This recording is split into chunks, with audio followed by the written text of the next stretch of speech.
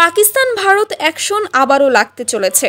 শুধু জল চুক্তি নয়, পাকিস্তানের ওপর প্রতিশোধ নেওয়ার জন্য মরিয়া হয়ে পড়েছে ভারত। তাই নিয়ে বন্ধু দেশগুলোর সাথে গভীর আলোচনা করছে ভারত।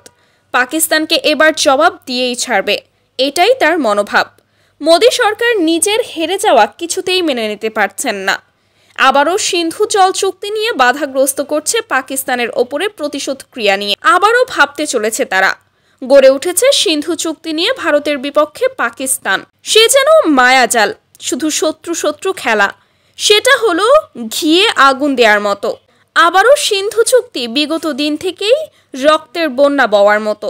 এটা তো থামেই না, কারণ একটাই, শত্রু শত্রু খেলা। কেউ কারো ভালো দিক দেখতে পারে না।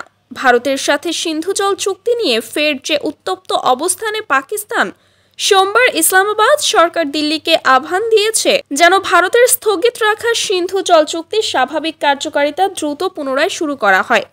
পাকিস্তানের মতো হেগে পার্লামেন্ট কোর্ট অফ আরবিট্রেশন সাম্প্রতিক রায় অস্বীকার করেছে ভারত যে সিন্ধু জল চুক্তি বৈধ ও সক্রিয়।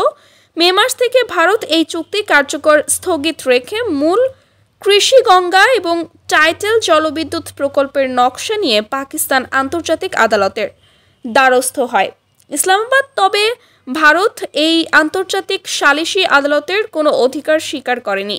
নয়াদিল্লি সাফ জানিয়ে দিয়েছে, পাকিস্তানের সঙ্গে এই ধরনের তথাকথিত বিতর্কের কাঠামোকে তারা কখনোই স্বীকৃতি দেয়নি। শুক্রবার ভারতের বিদেশ মন্ত্রকের পক্ষ থেকে জানানো হয়েছে, তারা হেগে আন্তর্জাতিক সালিসি আদালতের রায় সম্পূর্ণভাবে প্রত্যাখ্যান করছে। মন্ত্রণালয়ের ভাষায় এই তথাকথিত অতিরিক্ত রায় ভারতের। এতে বিশেষজ্ঞদের কি মতামত জানাতে ভুলবেন না। ভিডিওটি ভালো লাগলে আমাদের সাথেই থাকুন, দেখতে থাকুন সচেতন বার্তা। যদি ভিডিওটি ভালো লাগে তাহলে এখনই সাবস্ক্রাইব করুন, ভিডিওটি বন্ধুদের সাথে শেয়ার করুন, লাইক দিতে ভুলবেন না।